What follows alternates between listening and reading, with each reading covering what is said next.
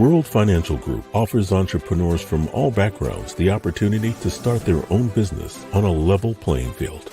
Dr. Jana Woodhouse, receiving the WCM Wall Street Pioneer Award by the United Black Wall Street of America, Inc., is one of those entrepreneurs. I see WFG and TFA as a place where African Americans with an entrepreneurial mindset can flourish. And the bonus, we help families and serve the communities across the country. To learn more about us, go to worldfinancialgroup.com. We are the sons and daughters of the soul. We are resilient and forever forward-thinking. We ask for nothing else than the opportunity to live and to create the lives that we were meant to live. We want nothing but an equal chance at options and possibilities. The same possibilities and options to live out our potential as our fellow man. We want to be heard, understood, and expressive in our reality. We are the future. We are the creative. We are here.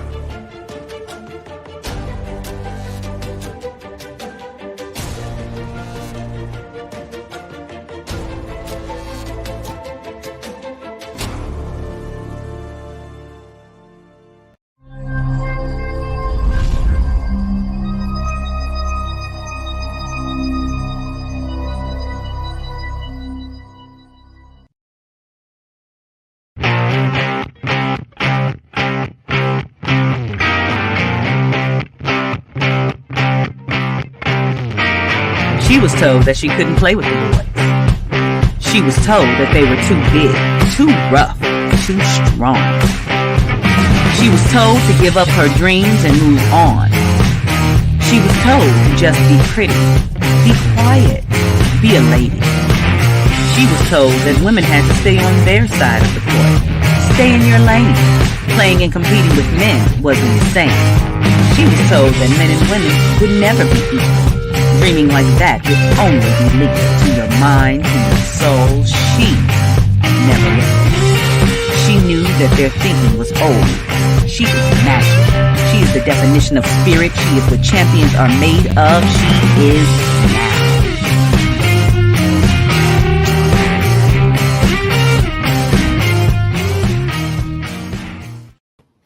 Well, greetings and welcome to another session of Access Wealth Nation with Dr. Jana B. Woodhouse, giving you that checkup from the neck up where you can then become your own person and you're financially free. So today we've got a wonderful guest, and I'll talk about that in a minute, but I want to share with you some of the things that we provide for you here. So, of course, those of you who have asked, I hope you all have received your books. Most of them, we've mailed them out. We got another set to go out, but it's How Money Works, Stop Being a Sucker. Okay, written by two of my associates, Tom Matthews and Steve Siebold. And then, of course, by two other of my associates who wrote the book, How Money Works for Women, Take Control or Lose It. And that was done by Kim Schooler and Sharon Lecter. And so if you'd like the book, number one, you have to promise to read the book. And then you send me an email with your address to Anaj Enterprises, Inc. That's ANAJENTERPRISES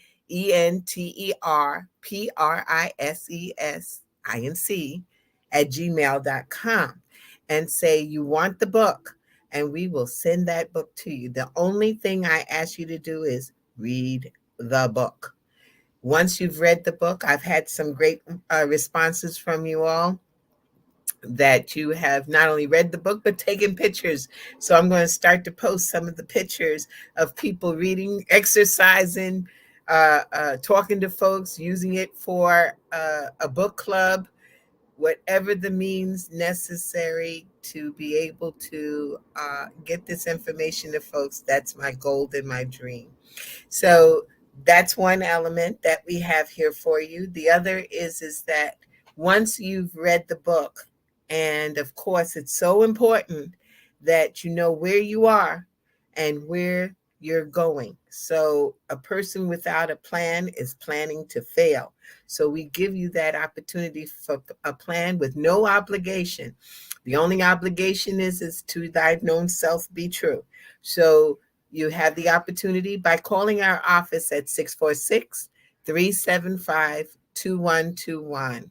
And that you will receive what's called the discovery call, which is a financial analysis to see where you're at and then learn where your number is. You know, I've talked about this continuously on the show, is what is your number?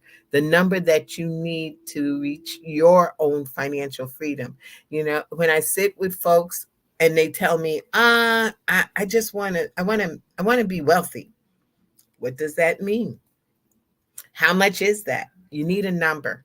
You need to focus. You can change it later, but the key is that the more important part is to have that action.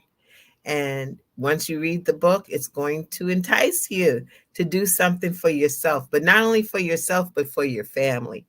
And that's what's more important is that we build legacies, change the tone to our community.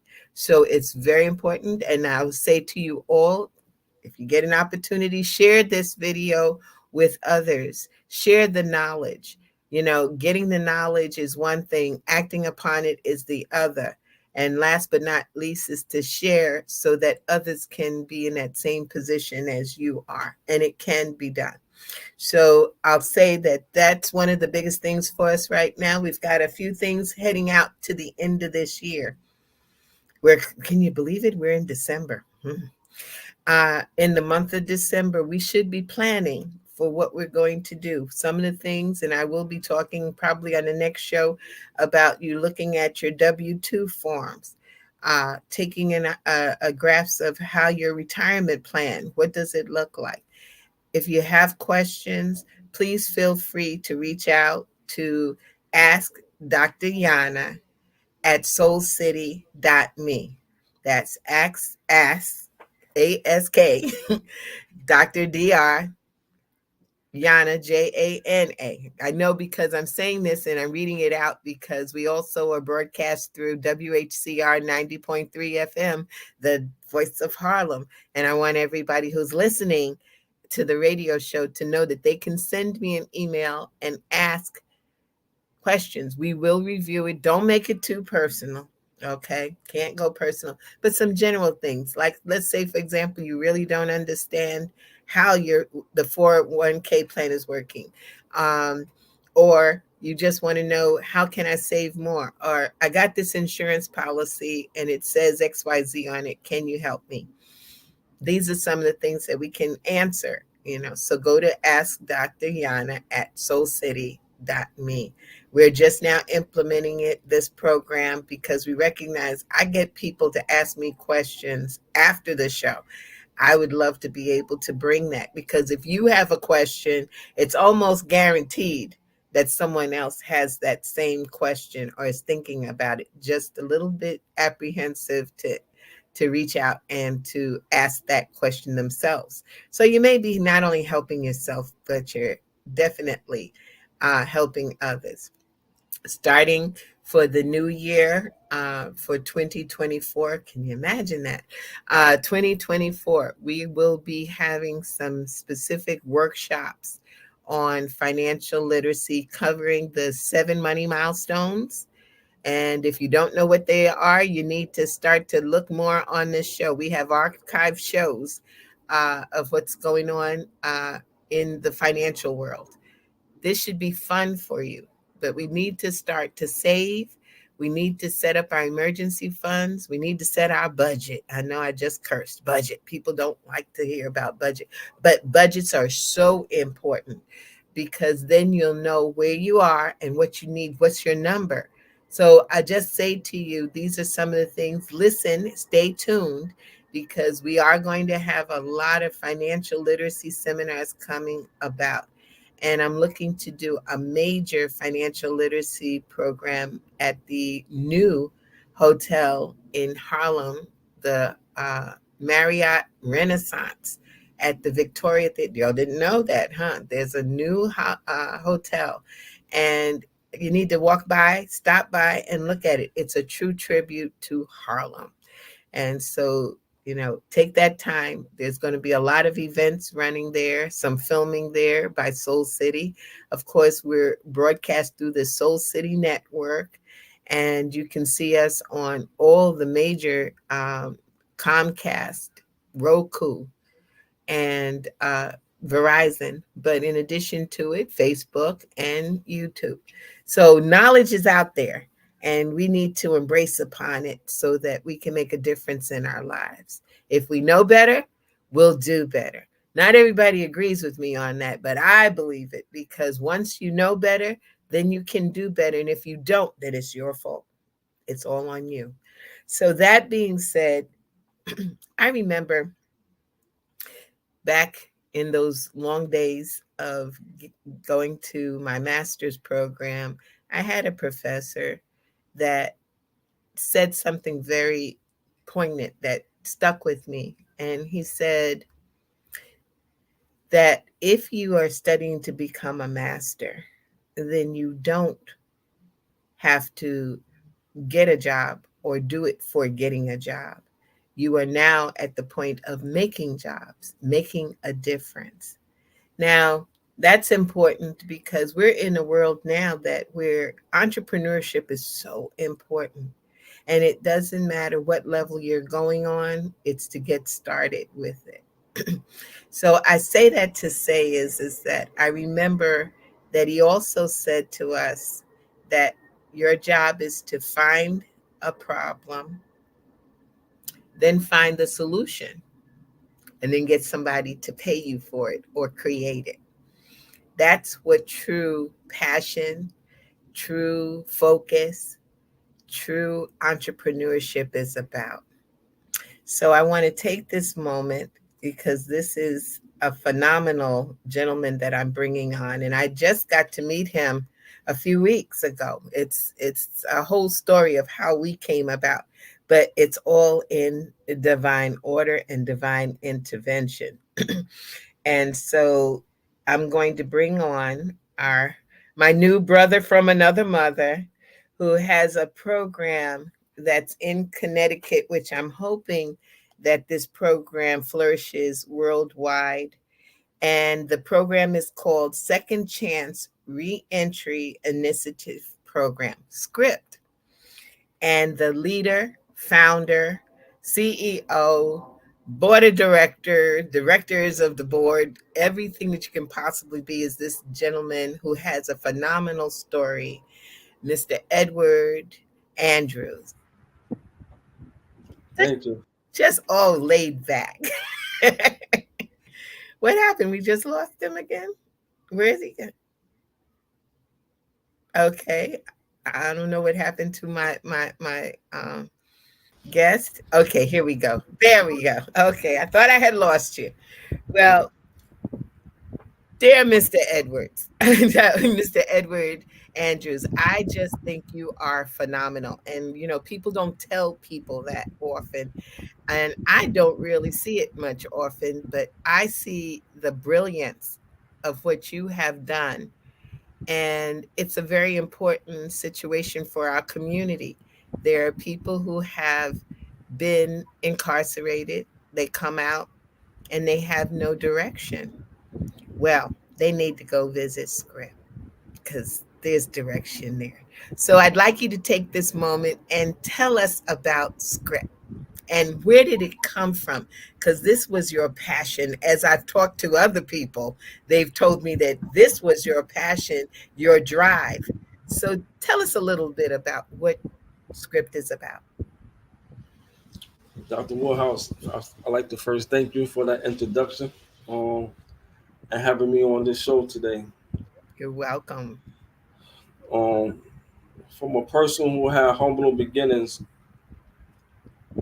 because of underlying factors, I had ended up in prison facing 85 years. I'm originally from Brooklyn, New York, Red Hook Projects, and I went to Connecticut with that type of baggage on me, which means those underlying factors. And so I was sentenced to 33 years. And in those 33 years, I had, that's when my spiritual awakening came, or whatever you want to call it. And I was trying to sleeping with my boots on and looking at somebody who looked like me with venom and hatred. And I just wanted to know where all of that came from, you know. And that spiritual awakening came, it was coming from something that I was challenging. My challenges was in my upcoming. Um, and so, to make a long story short, um, as I start loving myself, I start loving my neighbors. And with that said,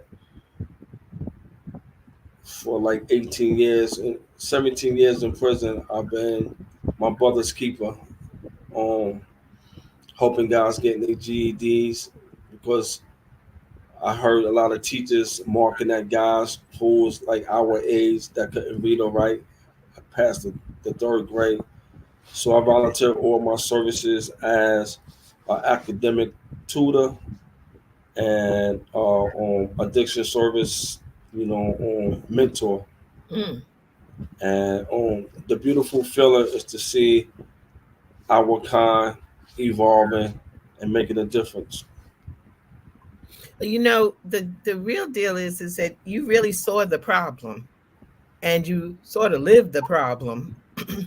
And then you found solutions.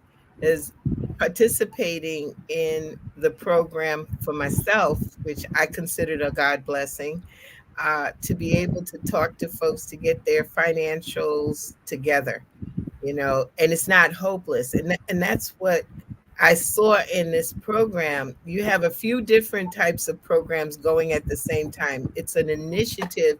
And I don't have to say this any other, I have no other way to say it to the audience is that when you're incarcerated and you've been through, then it gets even worse when you come out. I know that because I have had associates and friends from blue collar crime to white collar crime, and they're not the same. But having someplace to go and someone to give guidance, like you have something that I wanted you to sort of explain. There's something called the Ascend program. Yes. So we call it a sin because a sin is it's a metaphor of going up from the Yeah. darkness, from prison, and all of that. It stands for academic, social, career development, um, expert mentoring development program. Okay. That's my core program. What happened is it's a 15-week program. When guys come in, we automatically try to deal with the trauma. When we talk about the urban trauma, we talking about there's three components to urban trauma that many of us don't know about. It's the biology, Okay. the history, and our environment. It's when you get into it, not like I'm teaching you something like you don't already know, but it's like crazy how social determinant and let you know where you live, what kind of services you get, and all this. So all of the guy learned that all of this was set. This was all planned, and we fallen victim to this plan. So I learned how to think outside of the box. My years in prison, when everybody was going to a gym, most of the time I had to carry around a dictionary and understand the language that I'm forced to be around, so to speak. But I had to just step up. It's the passion that I have for my. When I love myself, I just had a lot of passion for my peoples, and so this is where I developed the script. It's because when you come home, they want us to go ahead and get a job. This is that band aid. They're not dealing with why we make these poor choices. What's the Hmm. underlying factors of why we make these choices? They all call us, saying bad guys, even when the recidivism, not knowing that we did the best we can. We coped with it the best we can. We didn't have this type of understanding, this type of treatment of dealing with trauma. Trauma is a big thing in the black community. And we talking about it goes back from slavery. That RFP, that FPK5 gene is still existing us today, and we don't know about it. And that gene, they want to make us is an untreated symptom of trauma, and it makes us just flare out. Or, if you're dealing with poverty, you're dealing with you seen crime, you're a victim of a crime. Um, a lot of that is combined to this trauma that we deal with. So during the 15 weeks, 8 weeks of that, we have licensed clinicians that facilitate our evidence-based curriculum. Mm. And then they do one-on-ones with the EMDRs. And once a week, it's mandatory that you got to sit down, sit down with the EMDR. You don't know how much transformation that these guys have when they have somebody who could sit down and listen to them, who they could trust. And then we got like you coming in with the financial literacy, and then after that, the last part of the last phase is the career development. Got it. So now, is this, I know the answer, but I'm going to ask, is this just for men? No, it's more for women too, because I mean we all need it. I'm still seeing my therapist. It's not like I'm out of the woods. It's serious. Well, the thing is that, there's nothing wrong with therapy, but, I have a friend of mine and client, Vladimir Kalixi, and it's just blown up her business. She does therapy for Black men because it's known that Black men are the least served in therapy. Because of that hyper masculinity that we carry. Mm. Everybody put on this mask. It's due because our environment upcoming. We put on this mask. We don't want to show nobody our vulnerability, and then we not ourselves. You know, we don't really hate ourselves. We don't really hate ourselves. We just never learn how to love ourselves. Right. Well, there's one thing that's the Grand Lodge of Wa'at in ancient Kemet. It said, "Man, know thyself," and we do need to know ourselves. You brought up a very key. I tell you, every time I talk to you, you bring up something that sparks an energy in me, and it's about the fact of history, knowing our story, knowing where all of this comes from, how much of it is really, like Dr. Francis Wellington says, is that it's part of our DNA for all the abuse that we've been through. And we just want to get peace. I saw in your facility, there's a section that's just for peace. And I said, yeah, we all are seeking that peace. But in this, I noticed that you had some other things that was part. You have also an element because this is a nonprofit. So how can people really help this initiative? And what is your thoughts? We're going to get to that question too about going forward in the future, because this is just a little group, but this needs to expand across the country. So that being said, how can people really help?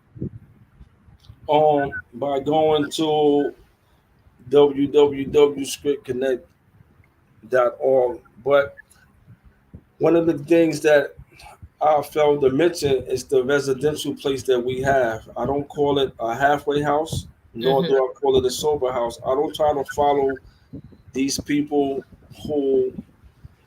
It's not like I'm racist or nothing. I'm not putting it out there. It's just that I don't follow their trend. If you follow their trend, you're gonna get the same results. That's like this says insanity thinking. So we call it a development center. Oh.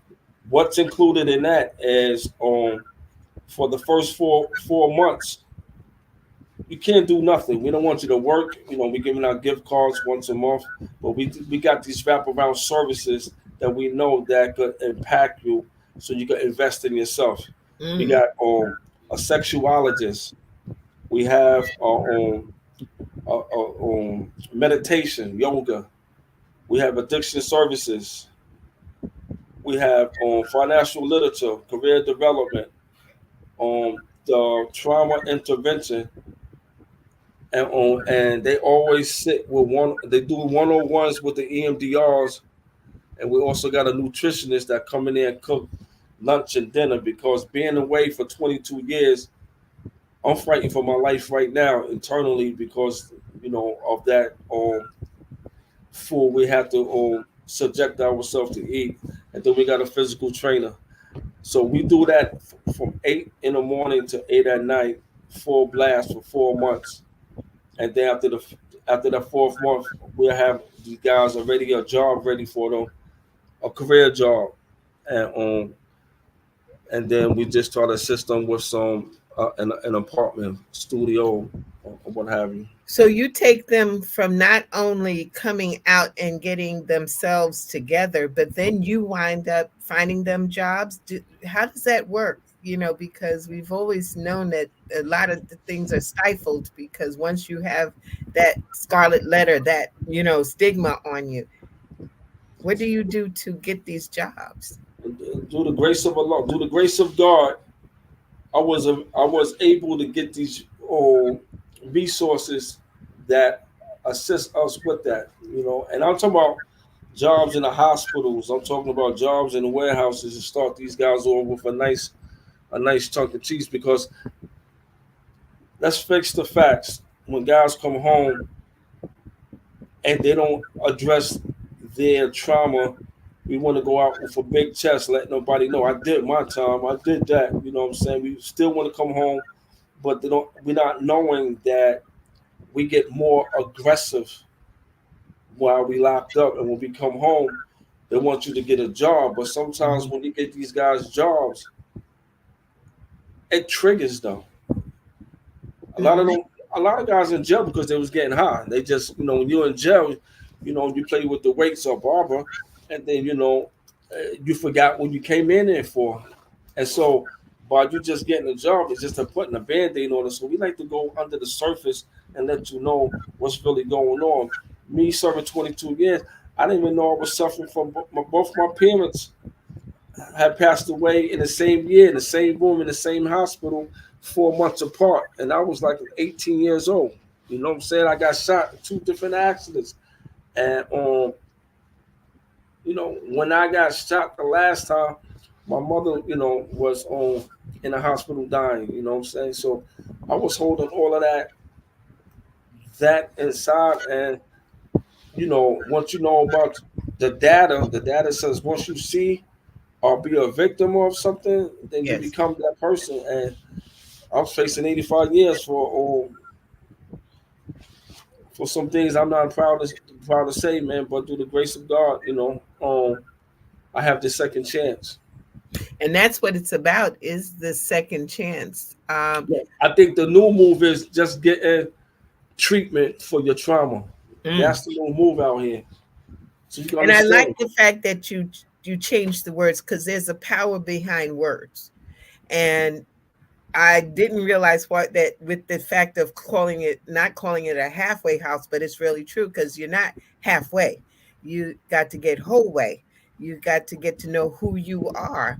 That's a powerful piece. And yeah, I know, I'll speak to it is that sitting with the young men and women talking about financial literacy, I sat there in that class and it didn't even think about the fact that these people had been through incarceration or trouble or whatever, because their spirits were just so leveled and peaceful that they wanted to do something and do whatever's necessary.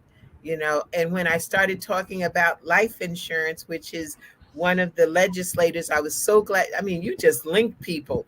So one of the legislators, she was there, one of the state legislators, and brought forth something I didn't know all these years, that if you had a felony, there's a good chance you can't get life insurance. But all it did was send me on a realm to get out here to find the truth. So I've talked to our product providers. Before I start my next session, I will have the product providers that will provide life insurance, because that didn't make any sense to me. How can you not allow someone who is out here in this world get life insurance? Serious. It's just serious. On day, since 2019, I developed the program, and right now, as they came and did their evaluation on the program, we have a 86 86% of guys remaining home, and a 64% of guys remaining with their jobs. Wow, that's awesome. That is awesome. Well, I know a lot of it has to do with also what you provide for them, the structure. Because while I was there in those classes, there was no joke. You walked in and it was total respect that, give to this project and to listen. And I'm impressed with what you've done there, definitely. Now, I know this was your dream. What really got you to do this? I know you were in prison. I've heard the story about the fact that you were passionate about this while you were in prison. So, what was it? What spurred you? It's just like that onion being peeled. Like I had to face the reality that I ain't never gonna see my moms again. And what my moms was instilling in me, the street the street robbed me from it. And so, I wanted to put it in her name, honestly, because the pastor she gave me, she makes sure I ate well. She makes sure that I try to, say, have a decent job, get some type of training, go to school. And so all of those elements I try to put it in the program and try to let those who want to come through it to benefit from it and make a change in their lives. That is just phenomenal. I see the possibilities, and like I said, as I saw the program, and like you just said, it's not just about um, one mindset. You've got the yoga, the health going on. I mean, there's so many elements to this. Are there any things that you see coming forth for the next 5 years that you want to see happen with SCRIP? Where do you see SCRIP? Right now, what that big project we are working on right now. So it's a campus. So it's a campus whereas we can do more than what we're doing now, and we do it for our community. Like some add-ons would be like culinary art because a lot of these guys they love to eat. I feed them well, but they relax when they eat good meals. You know what I'm saying? And can't nobody concentrate if they're hungry, and that's just a part of our society. How is it set up? Um, and you understand about the red lining as well, right? The red lining is almost like the social determinant. Red Yes. lining is where Jim Crow came with this, saying this setup. Whereas red lining, when you got poor medical, poor, all of this stuff like all of these dollar stores, you know. And then if you do the green lining, they got the healthy stores. I mean, the healthy food and all of that. So, it's a lot of things that we just got to be aware of and stick together. Because in unity, there's strength. Yes. Diversity, there's knowledge. But in separation, there's that intent to be conquered or eventually destroyed. That is just so true. And I mean, the thing is that, and I'd like your opinion on it too, is, they say that our children get targeted by the time they reach 8 years old in the school. And you mentioned about the fact of reading, education. Do you believe that this is one of those? I mean, we're seeing it every day that our children are taken into these facilities, uh, juvenile hall, all that stuff, and why? What can we do to stop it? Because right now you get them at the level of once they've already been incarcerated. So what happens to the group if we can catch them before? I mean, that's the Youth Rise program. We get them before they go in. We show them examples of guys who just come home doing 30 years, doing 40 years, They get to Oh, interact with them. Those at that. times, yes, because those youth from 14 to 24, they need more intense care, and once they see guys with those lived experiences come through, and not nobody who on a high horse who think they know it all, that won't work. It's the guys who got to be humble and know that we grateful that we out here because the way the system want us to be they don't want to see us out here, but we're making an impact. This is not a moment. This is my movement. Mm-hmm. Mm-hmm. So you do have some way that we can capture our children, because if we can stop them before they even get taken in, I know with my godsons, I talk about it all the time. I tell them their godmother was crazy. So you do not want to be on the street. You don't want your pants hanging down. You don't want your hat turned down, because your godmother is crazy. She will act crazy on the street. So she will make sure you want your pants down. She'll pull them down for you. So that respects of what happened. I had to do the tough love. I said, your parents got some sanity. I have none, because I want to save your life. I don't want to have to go and bail you out of something. I want you to be free. And they're great. They're great. It was tough, and they're doing well, thank God. But I looked at that and said, there's some things that our children are exposed to now that is so different than when I was coming up. This world of computers and all of that stuff. So that's one of my questions also. For someone who has been incarcerated for a length of time and not exposed to this computerized world, is there like a computer class for them? Is there something that they can get catch up on? That was a good question because when I first got out of prison, I spent went to Manchester College, and then the president of Springfield, she seen an article they had on me, and she got at me right away, told me to come to Springfield College, and I went to Springfield College. I just started crying because um how the media portrayed me before I went in. I didn't think deep inside that I belong around these kids like that, Mm, And I just started pouring out crying. And then when the professor asked me when I sat in class, I want to just say I want to go out the back door, so to speak. And I said I don't think I belong here. She said, "What's your name?" I gave her that. I provided her with that, and then she said, "Yes, you belong here. You can sit down." And my first time having a laptop, I didn't know I didn't know nothing about it, So I have some students that was very helpful and that's was assisting me with learning it. So from that point on, I said when I did the program, I'm handing out tablets oh, because this is the new, this is the second nature out here. Like this technology, yeah. and so we handed that out, and we have the professors that contracted with me to show them how to use the tablets and how to resumes, how to look for jobs, just the basic stuff really. And everybody learning, they growing. Like the thing that moves me is when I see them learning and enjoying it and engage.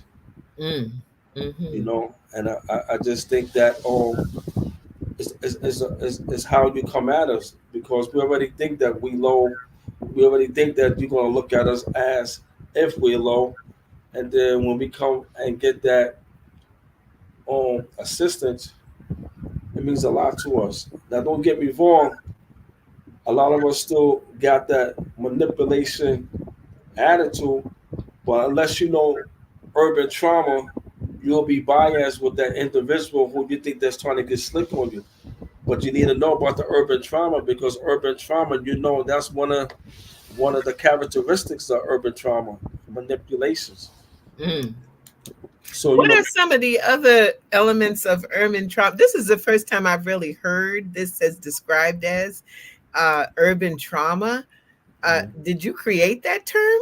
Nah, Dr. Akbar has. She originally from Guyana, Brooklyn, and but she's like a big time out here in Connecticut. Now she international with the Mm-hmm. her name is Dr. Massa Akbar. We started off. She was right on my right. She was like my right hand person when I first was released from prison. Mm-hmm. But I can't remember all of it. I don't want to put myself out there, but I know Okay.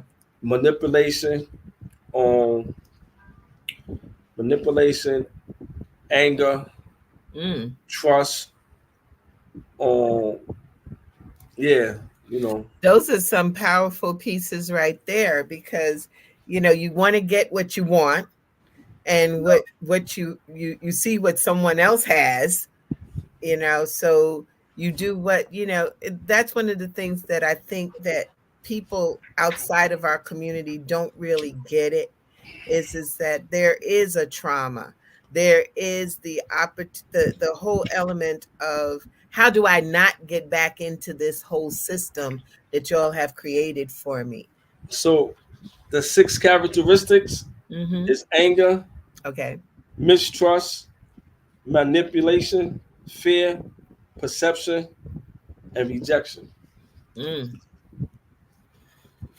That's some powerful stuff right there, because especially it's one thing, the rejection. um Yeah, we used to that. yeah, it's one of those things that they, no matter what. That's what I told one of my senior marketing directors, senior executives said to me. I said, I know what it's like to be a white male in this society because it's all around me. But you don't know what it's like to be a black woman and what we have to deal with. You come up with your ideas of who we are, but we're not that. You know, that was in a discussion of someone telling me, a white male telling me that black women aren't concerned about financial literacy or investments because they're in the home by themselves with no one there and no one to help them to raise their children. And I was speaking to the state representative, and she said, yeah, but did they ever talk about the system that caused it? You know, it was a time when Yeah. social services, you had to tell the man to get out of the house so that y'all could get things done, when other cultures were allowed.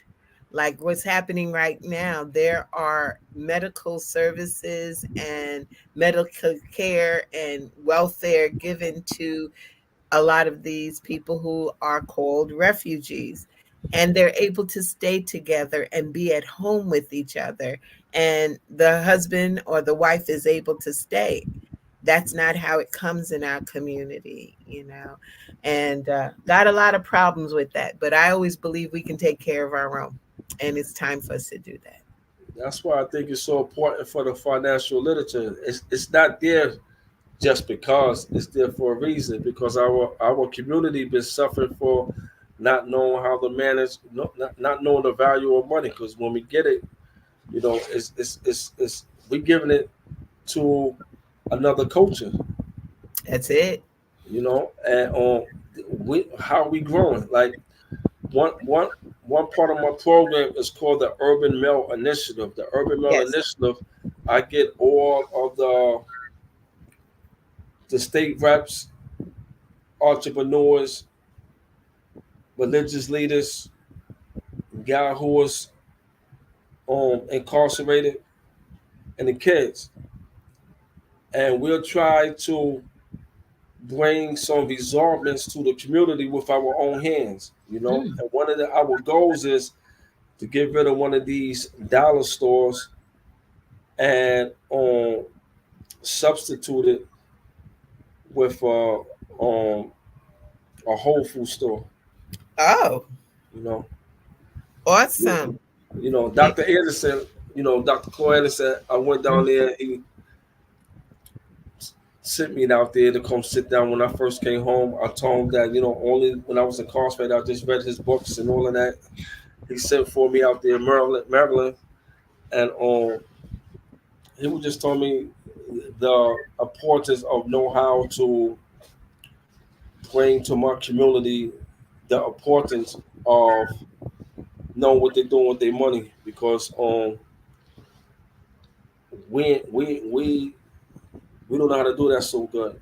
No, we don't know. We know how to spend money. We know how to make money.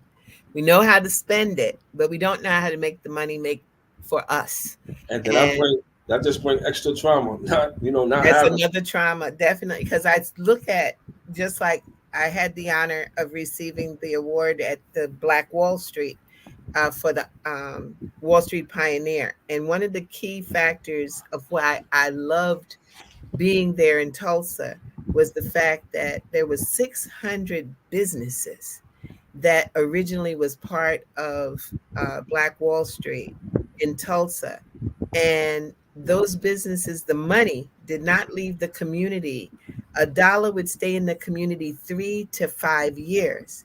Whereas today, the dollar doesn't last 40 minutes because it goes to other people who have businesses. And so that was one of the components, which is really our closing component with the financial literacy training, is entrepreneurship and giving examples to what you can do. How do you become an entrepreneur?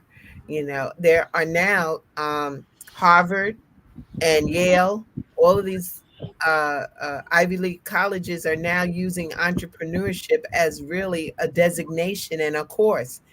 So we have to do the same thing. We have to teach how to set up these businesses, mom and pop. Show even with the idea you have with the dollar stores, yeah, we can, but we don't even have to go to a major chain. We could honestly set up our own and set up some co-op buying, where we can group together and get a co-op. There are many communities right here in the Brooklyn area that have community buying. That's where the whole idea of Costco's came from. Why don't we do this for ourselves? Again, there's another thing that you mentioned in that trauma: trust. We have to learn to trust ourselves and trust each other.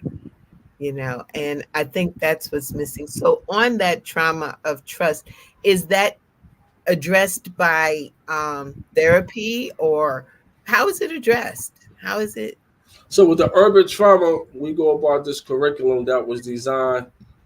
You do one-on-ones with the counselor or the therapist, and they go over it so you can recognize. They got this curriculum, and this curriculum, when they ask you questions, you're the best expert of your own self. So when you answer it, we know where to address you at, and let you know where you need, special treatment at. Okay. So there is a element of treatment to try to get it. I mean, this is something in our blood with all the stuff that happens. Now I'm thinking all the things that have happened, even in my life, and how do we come about with cleaning this out of our system? To me, it seems like it's going to take a pill and get a lobotomy, clean out our minds. But in your ways, it is done basically through therapy, And awareness. awareness. No, a therapist and awareness. Yes. Hmm. So the awareness, is it in like group sessions or? Both group sessions and one-on-ones. Okay. Okay. This is so, like I said, I know you've got some projects that are coming up, and that hopefully with the children's aspect, I'm really concerned about the children. But I remember years back, there was, and this is a long time ago, they used to have a program called Scared Straight. So the care program that we have is it's not nowhere near the program Scared Straight, but the principles are like, you get up early in the morning, you have breakfast, Mm-hmm. you go through the program. It's not like that physical what the scare program is about, but it's about the psychological and emotion, so you can know how to deal with that. Because just because you get a job, it does not mean that you're not going to be faced with the same challenges. That's true. And when you look at your brother with this ill look, you're really looking at yourself in the mirror. And sometimes you just gotta get out the mirror and let somebody else look in there, so you could just embrace that. Like we came up a long way, but we still got a way to go. But there's still challenges that we need to address in order for us to grow as a nation, as a community. Now, I'm not naive. I know it doesn't take just somebody saying it and there you have it.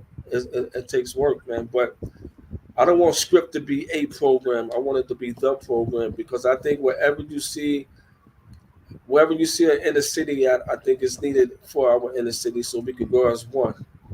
Yeah, that's what I was waiting to hear. Is that um, everything that succeeds, especially in this capitalistic society, has a system, and I'm looking at what you provide is a system that could be duplicated.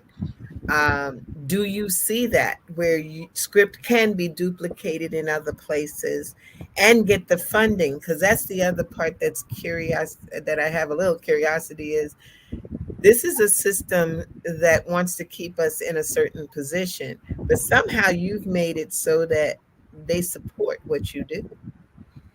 That's through the grace of God. I don't got no magic wand or nothing. You know what I'm saying? I'm a great believer, and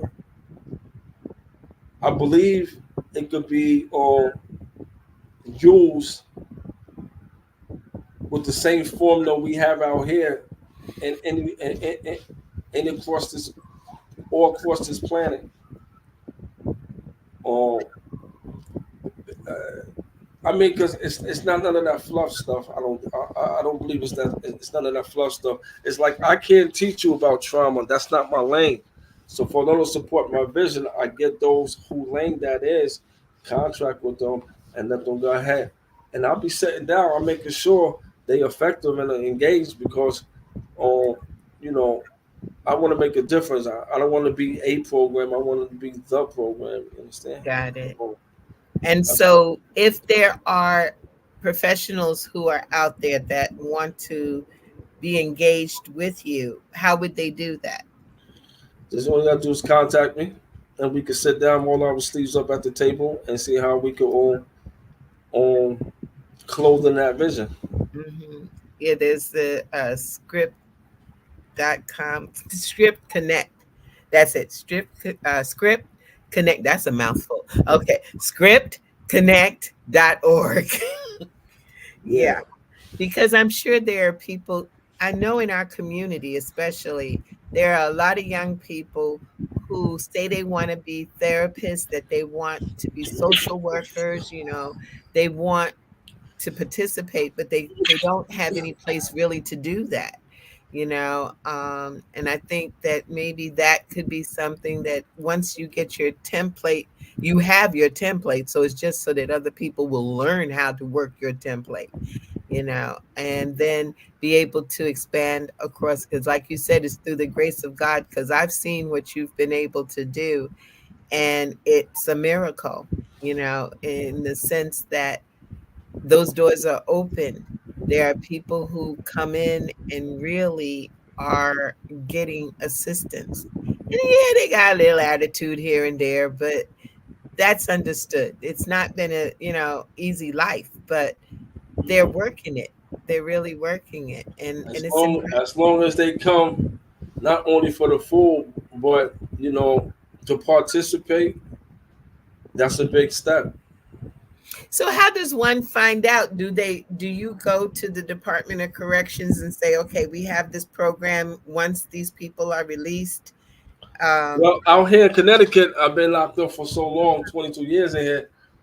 They all really know me. You understand what I'm saying? I was a pillar in prison, and So like today, we met and they letting us come in now. DOC starting the second week in January to provide our services in there because right now we got an 84%. Like I said, That's 84% of phenomenal. guys remaining home and 64% of guys or girls remaining with their jobs. That's a question I had too for you is that okay, so I witnessed these men, young men and women coming out, but I know when I asked the question about their family, I didn't ask for family, I asked for did they have children. Is there anything put together for the family? Because when someone gets incarcerated, it's not just them. So me understanding about the family reunification, sometimes the girls, they got kids. So I don't give only them some type of resource. I give them resource for their kids as well. You know what I'm saying? Mm, Just like I say, I wanted to be a little different, man. Not enabling nobody, but extend myself as much as I can for them, so they can see the importance that once you show them we got trust in them, then sometimes that goes a long way. You know what I'm saying? And last thing I could say about the program is that I didn't mention that the program is based on a research that both Harvard and the Florida State University put. This is based on mm, a 5 key models of a success reentry, mm. and those 5 elements we have inside of SCRIP.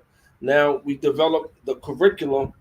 The curriculum is not going to be just facilitated by you just because you come home. That's not good enough. Like we let everybody, adjunct professors, licensed clinicians, EMDRs, and guys with lived experiences.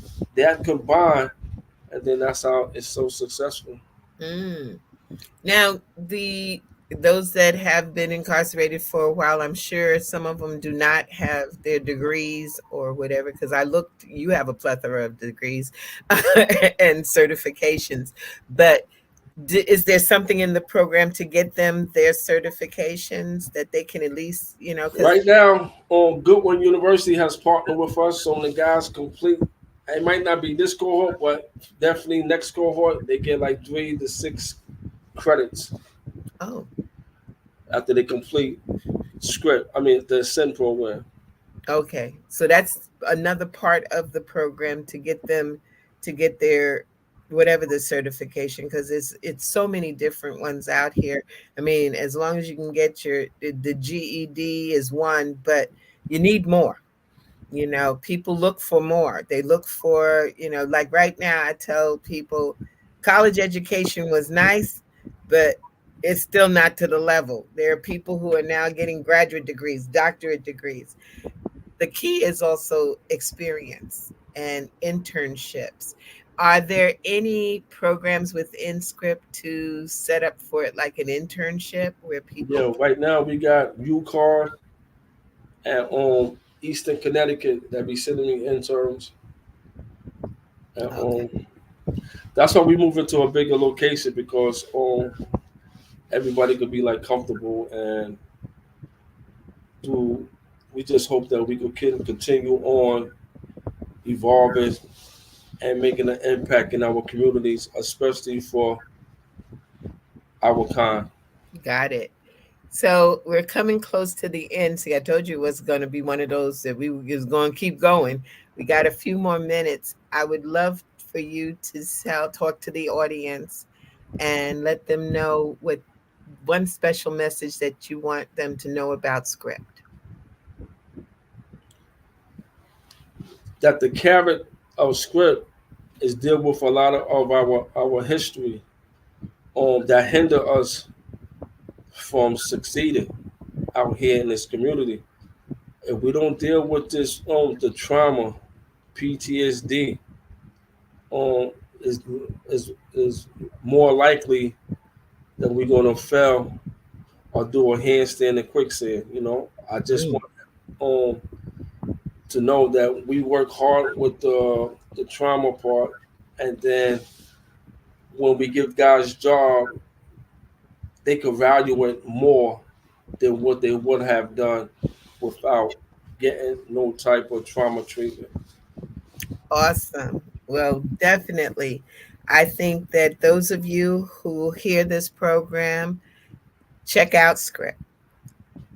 Check out Edward Andrews and see what they're doing and see what you can do, because this gentleman is going to change our community step by step and bite by bite. And I'm on board with him because I believe that what he's doing is what should be all of our mission, is to free our community and be self-sufficient. And so I want to thank you, Mr. Andrew. I don't even know what to call. I just, it's like a brother from another mother. So I'm like, yo, Eddie. Then I say, wait a minute. I done got too comfortable. No, that's what they call me in Connecticut. That stuff, you know what I'm saying? Underground joint. But I want to thank you and your whole team, because you didn't show nothing less than support when we first was introduced to one another. From a person who takes the time out and got the credentials that you have to come and drive from New York to Hartford, Connecticut twice a week, it's something, that stuck with me. Like I see what true support is and true love, you know what I'm saying? And I can't give it if I'm not receiving it. And the more that I receive it, the more we can just do it as a team and change some lives, which is needed. For real. So thank you again for your time. I'm going to keep, and we're going to bring out some other ideas later on. We're at the close. So thank you so much for your time.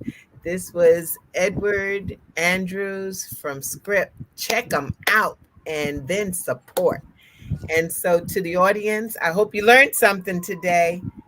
How money works. Stop being a sucker. How money works for women. Can take control or lose it. And check out SCRIPs. So y'all have a good night. And thanks again for your time. And let's see what comes next in our world. Welcome to Access Wealth Nation. And thank you for your time. Thank you.